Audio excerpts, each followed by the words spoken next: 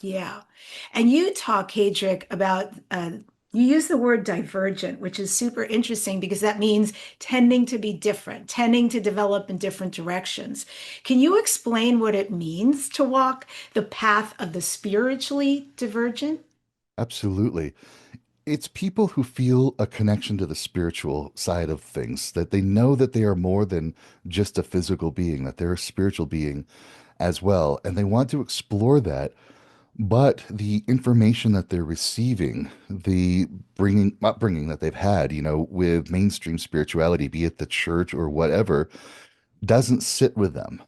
They could read the Bible, they can go into the the churches, and it's like, no, this doesn't make sense because they're having a direct personal experience with spirituality.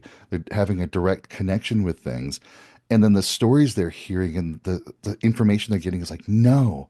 And so they want to follow their authenticity. They want to follow that feeling inside that speaks truth to them, and they will explore different routes of spirituality. Maybe that comes through in witchcraft or Wicca or heathenry, paganism, magic, or it doesn't have to have a name. It doesn't have to have any sort of a moniker to it. They just know that they are feeling pulled to a spiritual connection in a way that doesn't sit with the mainstream. And that's perfectly okay. But that also comes with a lot of shadows because it means we don't fit in. It means we're kind of almost ostracized, if not ridiculed.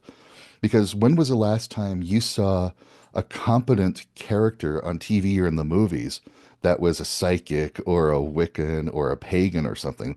They're always depicted as, the kooky weirdo. They're depicted as the charlatan or downright the criminal. They're never, the competent main character. And so the mainstream has us believing that people who follow these divergent paths are the weirdos, the outcasts. And so we feel that and we tend to kind of hide and we shrink and we cap down our authenticity because of that. But it's actually our spiritual divergence, which is so needed in these times because the world is waking up. More and more people are leaving mainstream religions like crazy because the message doesn't fit.